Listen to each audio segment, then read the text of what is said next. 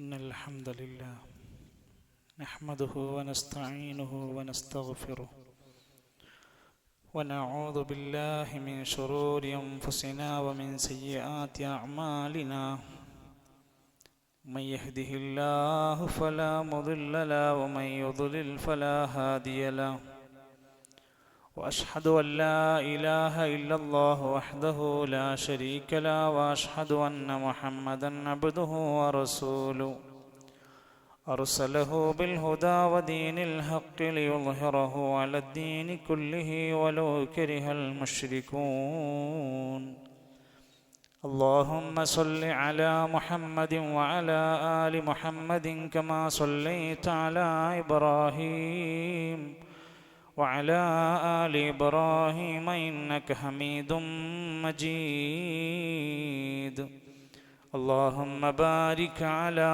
محمد وعلى آل محمد كما باركت على إبراهيم وعلى آل إبراهيم إنك حميد مجيد أما بعد فإن خير الكلام كلام الله وخير الهدي هدي محمد صلى الله عليه وسلم وشر الأمور محدثاتها وكل محدثة بدعة وكل بدعة ضلالة أيها الإخوة والأخوات أوصيكم وإياي أولا بتقوى الله يا أيها الذين آمنوا اتقوا الله حق تقاته ولا تموتن إلا وأنتم مسلمون أعوذ بالله من الشيطان الرجيم قل أمر ربي بالقسط وأقيموا وجوهكم عند كل مسجد وادعوه مخلصين له الدين كما بدأكم تعودون ആദരണീയരായ ബഹുമാന്യരായ സത്യവിശ്വാസികളെ വിശ്വാസിനികളെ സർവ്വലോക രക്ഷിതാവായ കാരുണ്യവാനായ അല്ലാഹു സുബ്ഹാനഹു വ തആലയുടെ അതിമഹത്തരമായ ദീനുൽ ഇസ്ലാമിൻ്റെ സന്ദേശങ്ങളെ മുറുകെ പിടിച്ചുകൊണ്ട് അവൻ നൽകുന്ന എല്ലാ അവസരങ്ങളും നന്മയ്ക്ക് വേണ്ടി സ്വന്തം പരലോക വിജയത്തിന് വേണ്ടി ഉപയോഗപ്പെടുത്തണമെന്ന് എന്നെയും നിങ്ങളെയും ഓർമ്മപ്പെടുത്തുകയാണ്, വസിയത്ത് ചെയ്യുകയാണ്. അല്ലാഹു നമുക്കെല്ലാം വലിയ നന്മകളോടുകൂടെ ജീവിച്ച് ഈമാനോടുകൂടെ മരിക്കാനുള്ള തൗഫീക്ക് പ്രദാനം ചെയ്യുമാറാകട്ടെ. പള്ളികൾ അല്ലാഹുവിൻ്റെ ഇഷ്ടപ്പെട്ട ഭവനങ്ങളാണ്. അല്ലാഹുവിന് ഏറ്റവും ഇഷ്ടപ്പെട്ട സ്ഥലങ്ങളാണ് പള്ളികൾ. അതുമായി നല്ല ബന്ധം സ്ഥാപിക്കാൻ നമുക്ക് കഴിയേണ്ടതുണ്ട്. വെള്ളിയാഴ്ച ജുമുഅ ദിവസം എല്ലാ മുസ്ലിമീങ്ങളും പള്ളിയിൽ ഒരുമിച്ച് കൂടാൻ വേണ്ടി പറഞ്ഞിട്ടുണ്ട്. ഒഴിഞ്ഞിരിക്കുന്ന സഫുള്ള വിടവുകളുള്ള ഭാഗം എല്ലാവരും പൂർത്തീകരിച്ചിരിക്കുക, പിറകിൽ വരുന്നവർക്ക് സൗകര്യത്തിനു വേണ്ടി. ഒഴിവുള്ള ഭാഗങ്ങൾ പൂർത്തിയാക്കുക. സൊഫിൽ അതുപോലെ തന്നെ ചുമരിൽ ചാരിയിരിക്കേണ്ട ഒരു ആരോഗ്യ പ്രയാസമുണ്ടെങ്കിൽ മാത്രം അതിരിക്കുക, അല്ലെങ്കിൽ അതൊരു മുമ്പിലെ സൊഫിലേക്ക് തന്നെ അവരൊക്കെ കയറിയിരിക്കാൻ ശ്രദ്ധിക്കുക. പള്ളിയിലേക്ക് പ്രവേശിക്കുന്ന ആളുകൾ അള്ളാഹുവിൻ്റെ ഇഷ്ടപ്പെട്ട സ്ഥലത്തേക്ക് പ്രവേശിക്കുന്നത് കൊണ്ട് തന്നെ ഒരു അദബ്, ഒരു മര്യാദ അവനുണ്ടാവണം. പള്ളിയിൽ കയറിയാൽ 2 റക്അത്ത് തഹിയ്യത്ത് നമസ്കരിച്ചിട്ടേ ഇരിക്കാൻ പാടുള്ളൂ. അല്ല എന്തെങ്കിലും ഒരു വസ്തു എടുത്ത് അത് തിരിച്ചു പോകാൻ വേണ്ടി വന്നവനാണെങ്കിൽ കുഴപ്പമില്ല. അവിടെ ഇരുന്ന ഇബാദത്തുകൾക്ക് വേണ്ടി വരുന്ന ഒരു മനുഷ്യനാണോ അയാൾ 2 റക്അത്ത് തഹിയ്യത്ത് നമസ്കരിച്ചിട്ടേ പള്ളിയിൽ ഇരിക്കാൻ പാടുള്ളൂ. അത് ഏത് സമയത്തും ഏത് പള്ളിയിലും നമ്മളത് ശ്രദ്ധിക്കേണ്ടതുണ്ട്. അതേപോലെ തന്നെ പള്ളിയിലേക്ക് അടുപ്പം വരുമ്പോൾ ഏറ്റവും നല്ല സാമീപ്യം നമ്മൾ ഉദ്ദേശിക്കുന്നത് പടച്ച റബ്ബിലേക്ക് വിനയത്തോടെ മടങ്ങാനും നന്നായി പ്രാർത്ഥിക്കാനും ഒരു പ്രത്യേക ആരാധനയുടെ അന്തരീക്ഷത്തിലേക്ക് എത്താനും പറ്റുന്നൊരു കേന്ദ്രമായി നമ്മുടെ പള്ളികൾ മാറേണ്ടതുണ്ട്. അവിടെ അനാവശ്യ സംസാരങ്ങളും ബഹളങ്ങളും ചിരികളും കോലാഹലങ്ങളും ഉണ്ടാക്കുന്ന അവസ്ഥ പള്ളിക്കകത്ത് വരരുത്. സൂറത്തുൽ അഅറാഫ് വായിക്കുമ്പോൾ കാണാൻ സാധിക്കും, നബിയെ താങ്കൾ പറയണം. അതിൻ്റെ ഒരു പേജിനകത്ത് തന്നെ പള്ളികളുമായി ബന്ധപ്പെട്ട മര്യാദകൾ ഇങ്ങനെ പറയുന്നിടത്ത് കുൽ നബിയെ പറയുക, അമറ റബ്ബീ ബിൽ ഖിസ്ത്, എൻ്റെ റബ്ബ് നീതി കൽപ്പിക്കാണ്, നീതിയോടെ ജീവിക്കാനാണ് എല്ലാരോടും കൽപ്പിക്കുന്നത്. വഅഖീമൂ വുജൂഹക്കും ഇൻദ കുല്ലി മസ്ജിദിൻ വദ്ഉ, നിങ്ങളുടെ മുഖങ്ങളെ നിങ്ങൾ നേരെ ചൊവ്വേ നിലനിർത്തുകയും അല്ലാഹുവിനോട് നന്നായി പ്രാർത്ഥിക്കുകയും ചെയ്യുക. വദ്ഉഹു മുഖ്ലിസീന ലഹുദ്ദീൻ, നിഷ്കളങ്കരായി മതത്തിൻ്റെ വക്താക്കളായി റബ്ബിലേക്ക് നന്നായി പ്രാർത്ഥിക്കുക. പള്ളിയെക്കുറിച്ച് പറഞ്ഞിട്ട് അടുത്ത വാക്ക് പ്രയോഗിച്ചത് മുഖ്ലിസീങ്ങളായി നന്നായി പ്രാർത്ഥിക്കുക എന്നാണ്. എന്നിട്ട് പറയാണ്, കമാ ബദഅകും തഊദൂൻ, നിങ്ങൾ ഏവരും വന്നതുപോലെ ഇവിടുന്ന് മടങ്ങാനുള്ളവരാണ്. തൊട്ടടുത്ത ആയത്തിൽ കാണാം, യാ ബനീ ആദം, ആദമിൻ്റെ സന്താനങ്ങളെ, ഖുദൂ സീനതകും ഇൻദ കുല്ലി മസ്ജിദിൻ, എല്ലാ പള്ളികളിലും നിങ്ങൾ അലങ്കാരങ്ങൾ അണിയുക, നല്ല ഭംഗി സംരക്ഷിക്കുക, നല്ല വൃത്തിയുള്ള വസ്ത്രം ധരിക്കുക, മറ്റുള്ളവർക്ക് പ്രയാസമാകുന്ന രൂപത്തിൽ, ദുർഗന്ധം വരുന്ന രൂപത്തിൽ പള്ളിയിൽ വരാതിരിക്കുക. സുഗന്ധം ഉപയോഗിച്ചുകൊണ്ട് പുരുഷന്മാരോട് പറഞ്ഞല്ലോ, മാന്യമായ വേഷവിധാനത്തോടെ പള്ളിയിൽ വരിക. വകുലൂ വശ്റബൂ, നിങ്ങൾ തിന്നോളൂ കുടിച്ചോളൂ. വലാ തുസ്രിഫൂ, നിങ്ങൾ ദൂർത്തടിക്കരുത്. ഇന്നഹു ലാ യുഹിബ്ബുൽ മുസ്രിഫീൻ, മുസ്രിഫീങ്ങളെ അല്ലാഹു ഇഷ്ടപ്പെടുന്നില്ല. അതുകൊണ്ട് പള്ളികളിൽ ആത്മാർത്ഥമായി റബ്ബിനോട് പ്രാർത്ഥിക്കാൻ കഴിയണം, സുജൂദിലേക്ക് വരാൻ കഴിയണം. പള്ളികളിലുള്ള വേഷവിധാനങ്ങളിൽ നല്ല വൃത്തിയുള്ള മാന്യതയാർന്ന വസ്ത്രത്തോടെ പള്ളിയിൽ വരാൻ കഴിയണം. അനുബന്ധമായി പള്ളിയിൽ വരുന്ന ഇബാദത്ത് ചെയ്യുന്ന ആളുകൾക്ക് ഒരാൾക്കും പ്രയാസമുണ്ടാകാത്ത രൂപത്തിൽ നമ്മൾ വർത്തിക്കണം. വിശുദ്ധ റമദാൻ വരാനിരിക്കുകയാണ്. തൊട്ടടുത്ത ദിവസങ്ങളിൽ നമ്മൾ റമദാനിലേക്ക് കാലെടുത്ത് വെക്കാനിരിക്കുകയാണ്. ഹൃദയബന്ധം പള്ളികളുമായി സ്ഥാപിക്കാൻ പറ്റുന്ന വല്ലാത്തൊരു നിമിഷം നമുക്ക് വരാനിരിക്കുകയാണ്. അള്ളാഹുവിൻ്റെ പരലോക കോടതിയിൽ ഒരാൾക്ക് പ്രത്യേക പരിഗണന ലഭിക്കുമെന്ന് ഹദീസിൽ കാണാം. ആ മനുഷ്യന് പ്രത്യേക പരിഗണന അള്ളാന്റെ തണലിട്ട് കൊടുക്കും. ഒരു തണലുമില്ലാത്ത ദിവസമാണ്. ഒരാളും സഹായിക്കാനും രക്ഷിക്കാനും സാന്ത്വനമാകാനും വരാത്ത, അവനവൻ്റെ സ്വന്തം കാര്യം നോക്കി നിൽക്കുന്ന, ഒരു വലിയ സൂര്യൻ്റെ ചുവട്ടിൽ നിൽക്കുന്ന അവസ്ഥയാണ്. അന്ന് അള്ളാഹു തണലിട്ട് സഹായിക്കും ഒരാളെ. ആരാണയാൾ? റജുലുൻ ഖൽബുഹു മുഅല്ലഖും ബിൽ മസാജിദി, പള്ളികളുമായി ഹൃദയബന്ധം സ്ഥാപിച്ചവരാണ്. അവിടെ ഒരു വർക്ക് നടക്കുമ്പോൾ നമ്മുടെ പള്ളിയുടെ മെയിൻ്റനൻസ് വർക്ക് നടക്കുന്ന സാന്ദർഭികമായി ഓർമ്മപ്പെടുത്തുക. വിശുദ്ധ റമദാനുമായി ബന്ധപ്പെട്ടും ജനങ്ങൾക്ക് വേണ്ടുന്ന സൗകര്യങ്ങൾ ഒരുക്കുന്നതിൻ്റെ ഭാഗമായി നല്ല വർക്കുകൾ നമുക്ക് ആവശ്യം വന്നു. 2 ലക്ഷം രൂപൻ്റെ അടുത്ത് നമുക്ക് ചെലവുണ്ട്. എല്ലാവരും ഒന്നുകൂടെ മനസ്സറിഞ്ഞുകൊണ്ട് ഒരു പള്ളിയുടെ ആവശ്യത്തിന് വേണ്ടിയിട്ടാണ് എന്നും എല്ലാ മനുഷ്യർക്കും ഉപകരിക്കുന്ന ഒരു ടൗൺ പ്രദേശത്തൊരു പള്ളിയാണ്. അതുകൊണ്ട് നമ്മളെല്ലാവരും നമുക്ക് നല്ലൊരു സംഖ്യ വിഹിതം മേൽ തട്ടുന്ന രൂപത്തിൽ തന്നെ കൊടുക്കാൻ സഹായിക്കാൻ കഴിയണമെന്ന് കൂടെ സൂചിപ്പിക്കുകയാണ്. സയ്യിദു ശുഹൂർ, മാസങ്ങളുടെ നേതാവ് എന്ന് വിശേഷിപ്പിക്കപ്പെട്ട മാസമാണ് റമദാൻ വരുന്നത്. എല്ലാ മാസത്തിൽ നിന്നൊരു വ്യത്യാസം. വശഹ്റു റഹ്മതി വൽ മഗ്ഫിറതി വൽ ഇത്ഖി മിനന്നാർ. ഉലമാക്കന്മാരി കിതാബിൽ അതിൻ്റെ ഏറ്റവും ചെറിയ വിശേഷണങ്ങൾ പറയാണ്.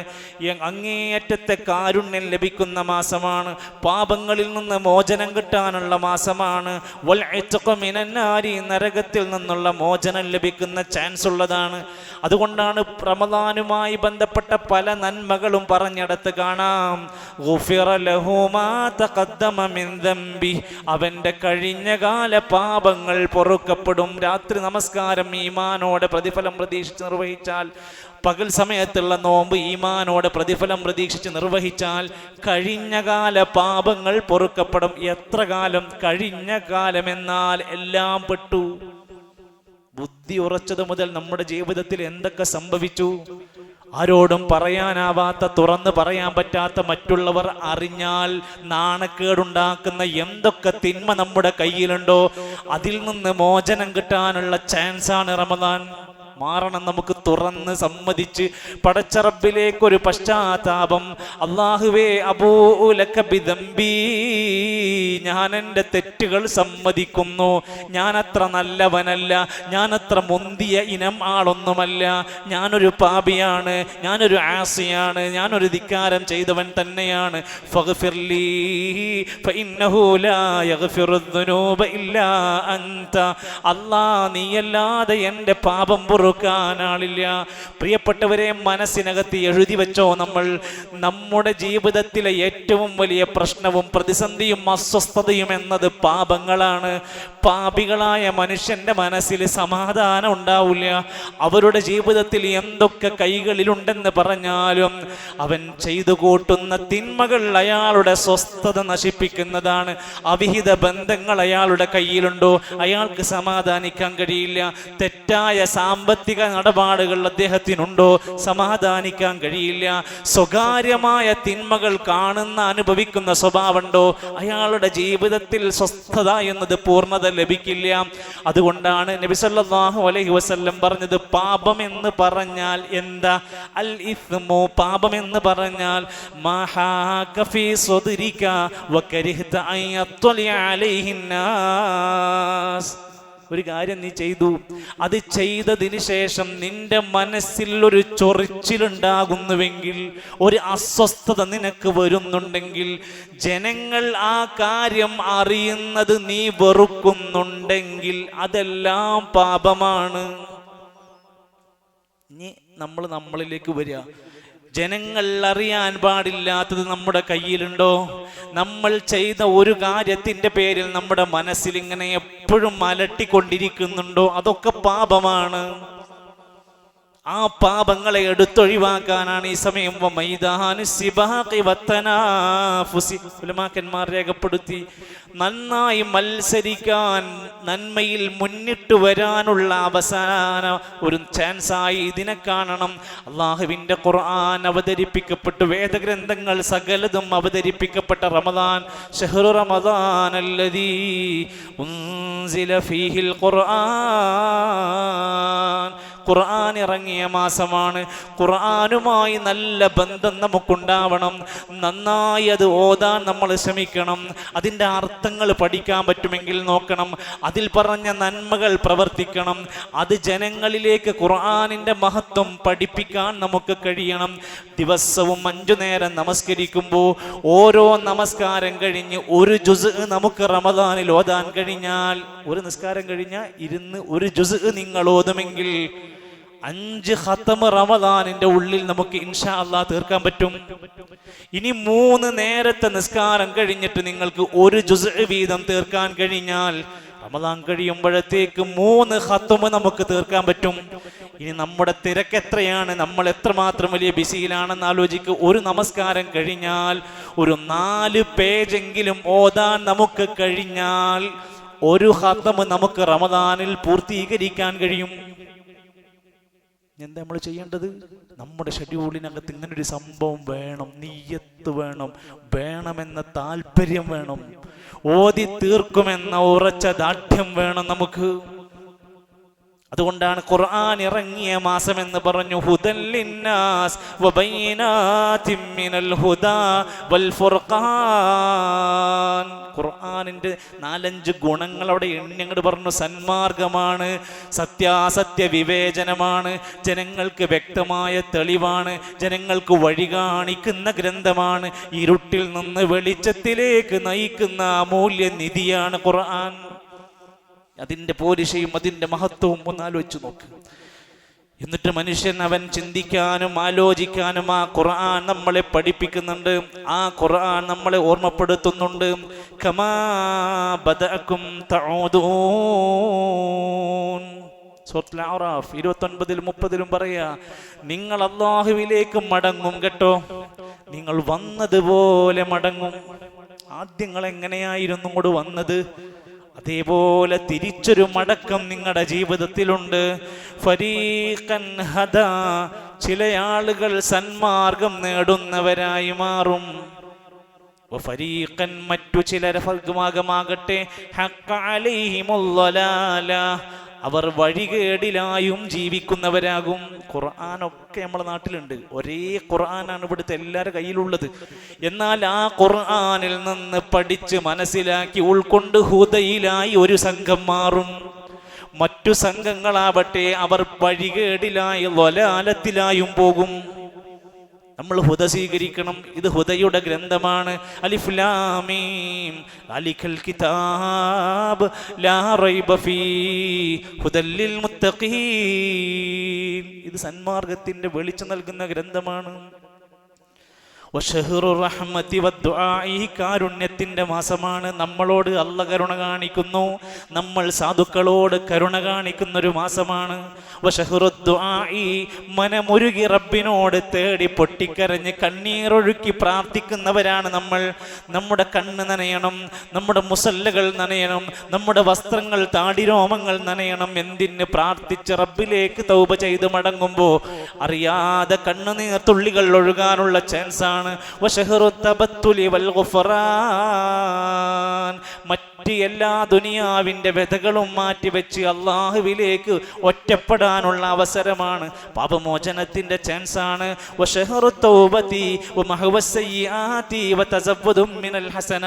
ധാരാളം നന്മ ചെയ്ത് സകല തെറ്റുകളിൽ നിന്ന് നീങ്ങിപ്പോന്ന് തൗബ ചെയ്ത് പശ്ചാത്തപിച്ചു മടങ്ങാനുള്ള ധാരാളം ഇബാദത്തുകൾ ചെയ്യാനുള്ള മാസമാണ്. ഖുർആനിന്റെ മാസമാണ്, ദാനത്തിന്റെ മാസമാണ്. തറാവീഹിന്റെ മാസമാണ്. സാധാരണഗതിയിൽ നമ്മൾ രാത്രി നമസ്കരിക്കും. റമദാൻ ആകുമ്പോൾ എല്ലാവരും ജമാഅത്തായി നമസ്കരിക്കുന്ന സലഫുകൾ പഠിപ്പിച്ച മാതൃക. നമ്മുടെ പള്ളിയിൽ 8:15 ഇശാ നമസ്കാരം, 8:30 ശേഷം അതിൻ്റെ തറാവീഹിന്റെ സമയം ഇൻഷാ അല്ലാഹ്. ആ സമയബന്ധിതമായി ജമാഅത്തായ ഇശാ ഇന്ന നേരത്തെ പുറപ്പെടുക. തറാവി കണക്കാക്കി പോരരുത്. നമ്മൾ ഫർദിനാണ് ഒരുങ്ങേണ്ടത്. ഇശാഇന്റെ ജമാഅത്ത് നഷ്ടപ്പെടുത്തി കളയരുത്. എന്തൊക്കെ തിരക്കുകൾ എവിടെയൊക്കെ പറഞ്ഞാലും. അതുകൊണ്ട് തഹജ്ജുദുൻ തറാവീഹ് വൽ അദ്കാരി വത്തസാബീഹ്, തസ്ബീഹും ദിക്റും അടക്കം നമ്മുടെ ജീവിതത്തെ എന്തോ ഒരു പുതിയ ശീലങ്ങളും ചിട്ടകളിലേക്കും കൊണ്ടുവരാനുള്ള ചാൻസാണ്. വതർകുൽ മുഹറമാതി വൽ ഊദതു ഇലാ റബ്ബിൽ ആലമീൻ. കയ്യിലുള്ള സകല നിഷിദ്ധങ്ങളും ഒഴിവാക്കാനുള്ള മാസം. എവിടുന്നെങ്കിലും കിട്ടിയ ദുശ്ശീലങ്ങളുണ്ടോ അത് ഒഴിവാക്കാൻ പറ്റിയ ചാൻസാണ്. ഏതെങ്കിലും ഹറാമായ സംഭവങ്ങൾ നമ്മുടെ കൈകളിലുണ്ടോ അത് നിർത്തിവെച്ച് റബ്ബിലേക്ക് മടങ്ങാനുള്ള മാസമാണ്. അതേപോലെ തന്നെ വതർകുൽ ഖളാ, നമുക്ക് ധാരാളക്കണക്കിന് ഉപദേശങ്ങൾ കാണാം. ഹജർ അവൻ മുൻഹജറുൽ മുൻകറാത്ത്, പാപങ്ങൾ നിഷിദ്ധങ്ങൾ വേണ്ടാത്തരങ്ങൾ മുഴുവൻ ഒഴിവാക്കാൻ, ഫവാഹിഷുകൾ ഒഴിവാക്കാൻ, മ്ലേച്ഛമായ കാര്യങ്ങൾ ഒഴിവാക്കാൻ നല്ലൊരു അവസരമാണ് റമദാൻ. സഹോദരങ്ങളെ, നമ്മുടെ സമൂഹത്തിൽ നാം ജീവിക്കുന്ന ഈ പരിസരത്ത് വെച്ച് നമ്മൾ ആലോചിച്ച് നോക്കൂ. സമൂഹത്തിൽ ഇപ്പോൾ 3 കാര്യങ്ങൾ നോർമലായി കൊണ്ടിരിക്കണം. ഒരു പ്രശ്നമില്ല, അതൊക്കെ നോർമൽ. അതിലൊന്ന് പലിശയാണ്. ആർക്കും ഒരു പ്രശ്നമല്ലാതായി മാറി, ആർക്കും പരാതികളില്ലാതായി മാറി. എല്ലാവരും അവരവരുടെ ഓരോ കാര്യങ്ങൾ നേടിയെടുക്കാൻ പലിശയുടെ ഇടപാടുകൾ, അത് ചെറുതും വലുതുമായ വലിയ വലിയ എമൗണ്ടുകൾ, കുടുംബം മുഴുവൻ നശിപ്പിക്കാൻ മാത്രമുള്ള ശേഷിയുള്ള പ്രഹരമായ ഈ പലിശയെക്കുറിച്ച് നമ്മൾ ആരെങ്കിലും ആലോചിച്ചോ? വെഞ്ഞാറമൂട്ടിലെ കൂട്ടക്കൊലയുടെ ചുരുളുകൾ ഓരോന്നഴിയുമ്പോൾ അവസാനം പിതാവിൻ്റെ ഒരു വെളിപ്പെടുത്തൽ നിങ്ങൾ വായിച്ചു കാണും. ഭാരമേറിയ പലിശയായിരുന്നു ഞങ്ങളുടെ കുടുംബത്തിൻ്റെ നാശത്തിൻ്റെ ഹേതു. സ്വപ്ന ജീവിതം സ്വപ്നം കണ്ടു, അത് കിട്ടുന്നുള്ള പ്രതീക്ഷ ഇല്ലാതായപ്പോ പ്രിയപ്പെട്ട 13 വയസ്സുകാരനായ തൻ്റെ കൂടപ്പിറപ്പിനെ സഹോദരൻ ആരാ? ഉദരൻ, ഉമ്മയുടെ ഒരേ ഉദരത്തിൽ വളർന്നവനെ ഇല്ലാതെയാക്കി. പിന്നെ എങ്ങനെയാണ് എൻ്റെ പ്രിയപ്പെട്ടവരെ ഈ പലിശ വെറും സാമ്പത്തികത്തെ മാത്രമല്ല ബാധിക്കുന്നത്, കുടുംബത്തിൻ്റെ ആത്താണികളെ ഇല്ലാതാക്കിക്കൊണ്ടിരിക്കുകയാണ്. ആലോചിക്കുക. രണ്ടാമത്തെ തിന്മ അവിഹിതങ്ങളാണ്.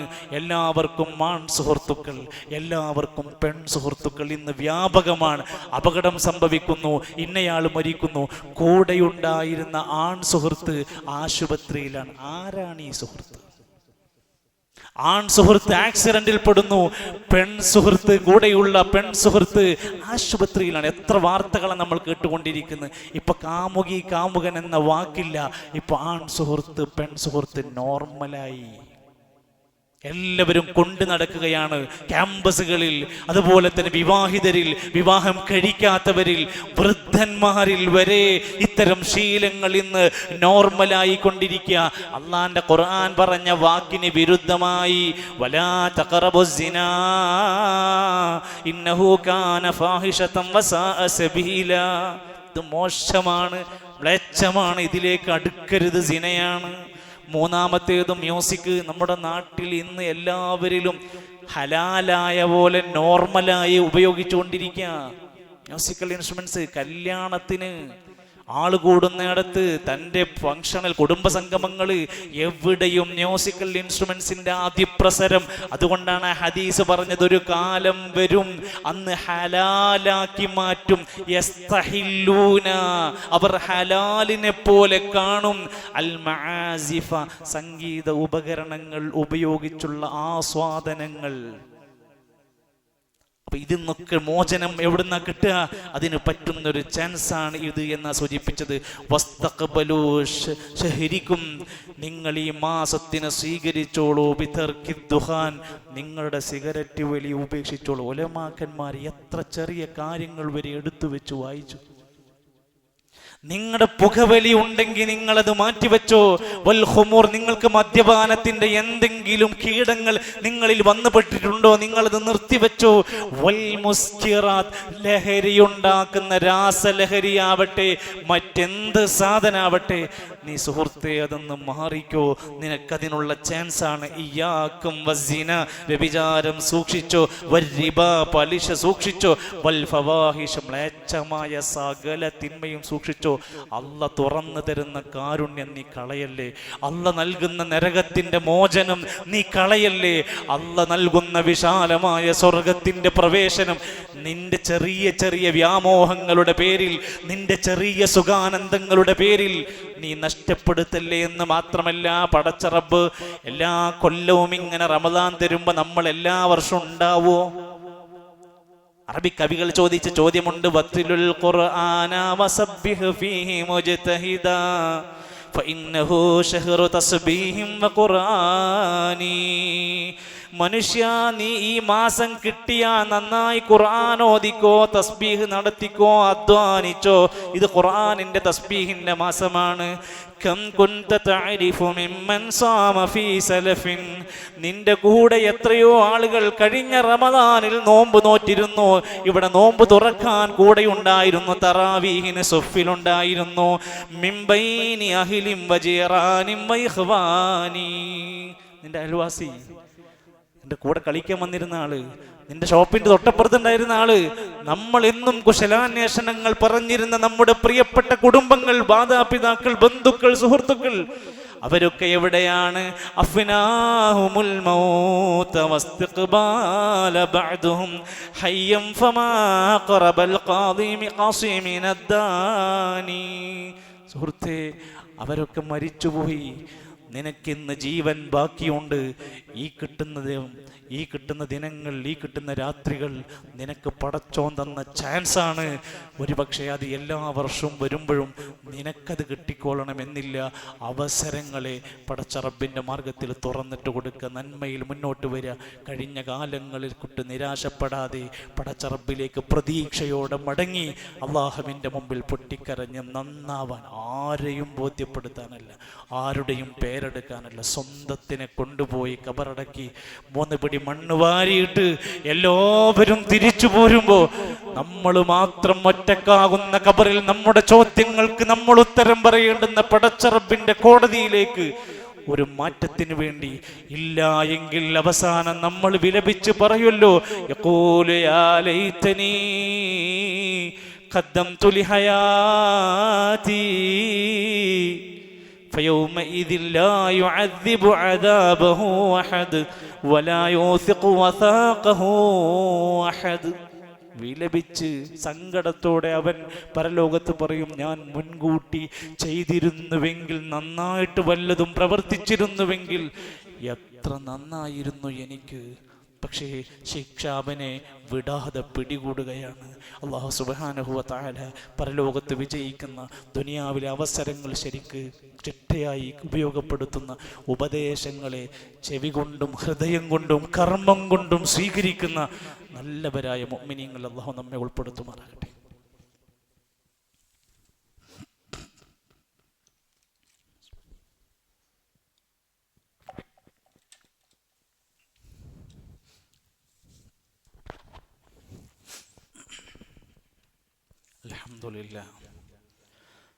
അൽഹംദുലില്ലാഹി റബ്ബിൽ ആലമീൻ വൽആഖിബത്തു ലിൽമുത്തഖീൻ വലാ ഉദ്വാന ഇല്ലാ അലൽ ളാലിമീൻ വസ്സലാത്തു വസ്സലാമു അലാ റസൂലിഹിൽ അമീൻ വഅലാ ആലിഹി വസഹ്ബിഹി അജ്മഈൻ. അയ്യുഹൽ ഇഖ്വത്തു വൽ അഖവാത്തു ഉസീകും വഇയ്യായ സാനിയം ബിത്തഖ്വല്ലാഹ്. ഒരിക്കൽ കൂടി അള്ളാഹുവിൻ്റെ നിയമനിർദ്ദേശങ്ങൾ പാലിച്ചുകൊണ്ട് മുന്നോട്ട് പോകുവാനും സത്യദീനിനെ ശക്തിപ്പെടുത്തുവാനും ഓരോരുത്തരും ശ്രമിക്കണമെന്ന് എന്നെ നിങ്ങളെയും ഓർമ്മപ്പെടുത്തുകയാണ്. അള്ളാഹു നമ്മെ സഹായിക്കുമാറാകട്ടെ.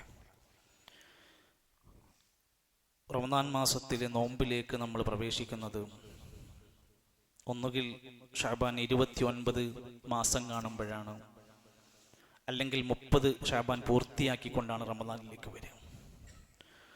അതുകൊണ്ട് തന്നെ സംശയമുണ്ടാക്കുന്ന ഒരു ദിവസം, റമദാനാണോ അല്ലയോ എന്ന് സംശയമുണ്ടാകുന്ന ഒരു ദിവസം വരുന്നുവെങ്കിൽ ആ ദിവസങ്ങളിൽ നോമ്പെടുക്കാൻ പാടില്ല. സാധാരണ സുന്നത്ത് നോമ്പെടുക്കൽ നമുക്കറിയാമല്ലോ, പക്ഷെ അന്ന് അതെടുക്കാൻ പാടില്ല. മൻ സാമൽ യൗം അല്ലദീ യുശക്ക ഫീഹി ഫഖദ് അസാ അബൽ ഖാസിം. റസൂൽ സല്ലല്ലാഹു അലൈഹി വസല്ലം പറയാണ്, റമദാനാണോ എന്ന് സംശയ സാധ്യതയുള്ള ദിനങ്ങളിൽ നിങ്ങൾ നോമ്പെടുക്കരുത്. അങ്ങനെ ഒരാൾ ചെയ്താൽ അവൻ അബുൽ ഖാസിം എന്ന പ്രവാചകനെ ധിക്കരിച്ചിട്ടുണ്ട് എന്നാണ് ഹദീസ് പഠിപ്പിച്ചത്. അതേപോലെ തന്നെ ചിലപ്പോൾ ചില ആളുകളെങ്കിലും റമദാനിനോടുള്ള ഒരു മഹബത്തിൻ്റെ ആവേശത്തിൻ്റെ പുറത്ത് ഷഅബാനിൻ്റെ അവസാനത്തെ നാളുകളിൽ തന്നെ അങ്ങ് നോമ്പ് തുടങ്ങുന്ന ഒരവസ്ഥയുണ്ടാകാറുണ്ട്.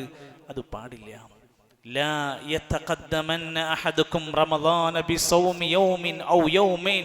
റമദാനിന്റെ തൊട്ട് മുമ്പുള്ള 1-2 ദിവസങ്ങളിൽ നോമ്പെടുത്തുകൊണ്ട് നിങ്ങൾ തുടങ്ങരുത്. അവിടെ ഒരു ഗ്യാപ്പ് ഉണ്ടാവണം എന്നർത്ഥം. മാസപ്പിറവി കണ്ടു എന്ന വാർത്ത അറിഞ്ഞാൽ പിന്നെ അത് എവിടെ കണ്ടു, എന്ന് കണ്ടു, ആര് കണ്ടു എന്നതിനപ്പുറത്ത് നമ്മുടെ മനസ്സിലൊരു പ്രാർത്ഥന, അല്ലാഹു അക്ബർ, അല്ലാഹുമ്മ അഹില്ലഹു അലൈനാ ബിൽ-അംനി വൽ-ഈമാൻ വസ്സലാമത്തി വൽ-ഇസ്ലാം വത്തൗഫീഖി ലിമാ യുഹിബ്ബു റബ്ബുനാ വയർളാ റബ്ബുനാ വറബ്ബുകല്ലാഹ്. പല ഹദീസുകളിലും പല റിപ്പോർട്ടുകളിൽ വന്ന ഒരു റിപ്പോർട്ടാണ് പറഞ്ഞത്, അള്ളാഹുവിനെ മഹത്വപ്പെടുത്തി, അള്ളാഹുവേ ഈ മാസപ്പിറവിയെ കൊണ്ട് ഞങ്ങൾക്ക് ഈമാനും നിർഭയത്വവും നൽകണമേ, ഞങ്ങൾക്ക് സമാധാനവും പൂർണ്ണത നൽകണമേ, ഞങ്ങൾക്ക് നീ ഇഷ്ടപ്പെടുന്ന പ്രവർത്തനങ്ങൾക്ക് തൗഫീഖ് നൽകണേ എന്ന പ്രാർത്ഥനയാണ്. ആ മാസപ്പിറവിയോടെ അല്ലെങ്കിൽ റമദാനോടെ പിന്നെ അവന് നോമ്പ് നിർബന്ധമാവുകയാണ്. മുസ്ലിമായ ആരോഗ്യമുള്ള പ്രായപൂർത്തിയായവർക്കെല്ലാം പിന്നെ നോമ്പ് നിർബന്ധമാവുകയാണ്. ഇളവ് നൽകപ്പെട്ട മറ്റു ചിലരുണ്ട്, നോമ്പ് പാടില്ലാത്ത ചിലരുണ്ട്, ആർത്തവകാരികൾ, പ്രസവരക്തമുള്ളവർ എന്നൊക്കെ പോലെ.